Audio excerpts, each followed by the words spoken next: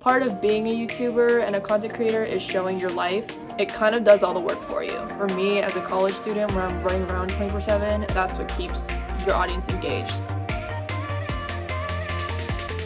Hey guys, it's Erin and welcome back to my channel. For today's video, I am going to be sharing all my tips, all my advice for how I maintain my life as a college student and a content creator. I received a comment a while ago asking for this video, so I thought I would do it for you for this week. I think after almost a year of doing it, I have gained quite a bit of insight. Hopefully, if you want to start a YouTube channel and you are also a full-time student, whether it's in college or high school or you have another full-time job, hopefully these tips and tricks will help you out.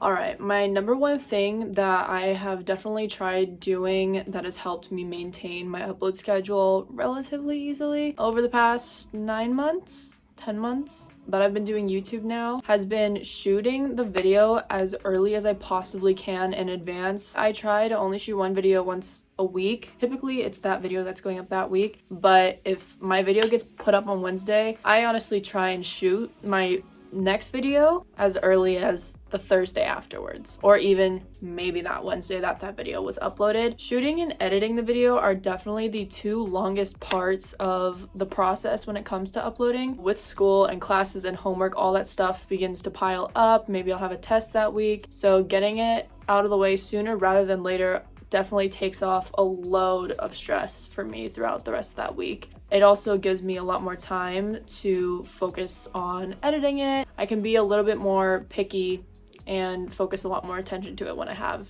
some more free time. Second thing that I have been doing that has helped a lot is I plan so many videos in advance. I'm talking 3 to 4 months worth of uploads in advance to shooting that video. So in my notes, I will put screenshots. I have one with my official upload schedule that is very subject to change because sometimes maybe I want to shoot a video that week. So things do get switched around, but it is the rough estimate of what will be getting uploaded that week and the week after. Another one with completed videos, and then also another note spreadsheet with video ideas and YouTube Shorts ideas. Whenever I have free time, typically it is after an upload of that week before I film, or if I just have some downtime where I can't be filming or editing. So say like I'm just chilling on campus in between classes, I'll take that time to either study if I have some tests that week, but if I kind of have nothing, maybe I finished all my homework that's due within the next few days, I'll take that time to brainstorm a lot of YouTube videos so that I have a lot of content planned out, and then that way we avoid scrambling to get a random video out there. My third tip and trick: create an upload schedule and really try and stick to it. What I have learned is try and create that upload schedule as early on as you can when it comes to starting a YouTube channel. For me, I think I actually declared every single Wednesday at 10, maybe 4 or 5 videos after I started posting. If you want to increase your audience retention and bring in new viewers, the best way to do that is by banging out as much content as possible. And if you take 3 weeks off like I did after uploading for 2 weeks, you're definitely not maximizing the chances of new viewers coming into your channel. If you can create an upload schedule, upload on a consistent basis, hold yourself accountable to upload and get the filming, the editing, the graphic design of the thumbnail and all that stuff, you can get that all complete within a week. You're gonna be set because you're making it part of your regular schedule, just as is. Always having something to do with YouTube in your brain is how you're going to maintain that regular upload schedule, if that makes sense. My fourth, a lot of the time, the best videos you have are the quote-unquote effortless ones. Most of the time, these are vlogs, I would say, proven not just by views, but also by my favorite personal videos that I like watching on my channel have all been vlogs. The Venice concert video for NSB, and then also the Valentine's Day with the Stars vlog. Those are two of my favorite videos on my channel, and when I tell you vlogging is the most effortless form of filming, part of being a YouTuber and a content creator is showing your life. So giving your followers a little bit more of a glimpse into your life, it can also show off a lot of your personality. This is definitely the one that eliminates the most stress, and I guess has sort of been like the recurring theme with the previous tips. Make time in your schedule to film. It doesn't necessarily have to be the editing. Make time to film as far in advance as you possibly can, specifically for videos that you have to kind of plan ahead, even more so when to film before getting it up by that deadline, which for me is obviously every Wednesday at 10 a.m. I have to account for like, okay, do I want to shoot this before class?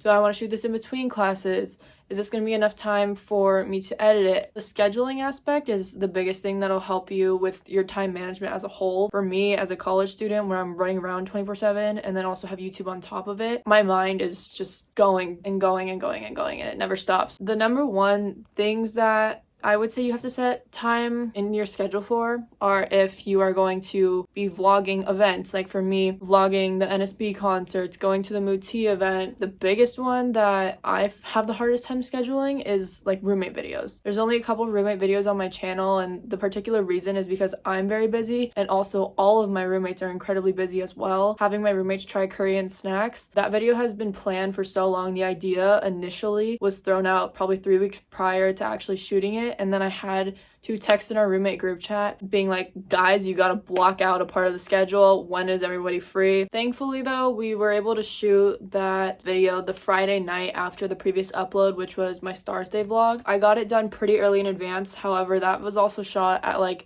9 p.m. on a Friday night. A lot of YouTube and a lot of filming, pretty much all aspects, all grounds covered when it comes to having a YouTube channel and filming content for it. It's all time management. All right.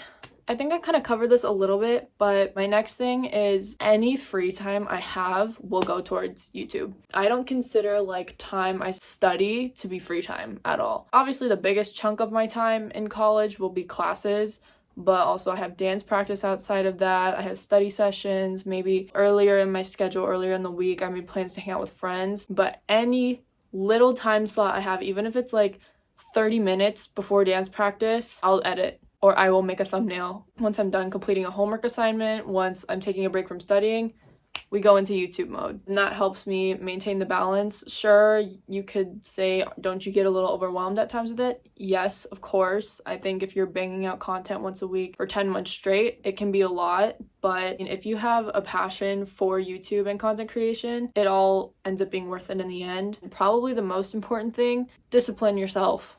There have been a lot more times than the weeks that I've taken off over these past 10 months where I was like, oh, I just want to skip an upload. If you don't want to take YouTube super seriously, and you want to treat it more as a hobby, that's totally fine. But for me, as somebody who not only treats it as a hobby, but a potential future career, being consistent on social media is the number one way you're going to achieve growth. I really do have to discipline myself, even on those weeks where I'm like, there's no way I'm gonna get a YouTube video up, even if it's a Tuesday night and it's like 11 p.m. and I almost completely give up faith that I'm gonna be able to get a video out the next day. I still somehow get it together, sit down, film a video, edit it by Wednesday at 10 a.m.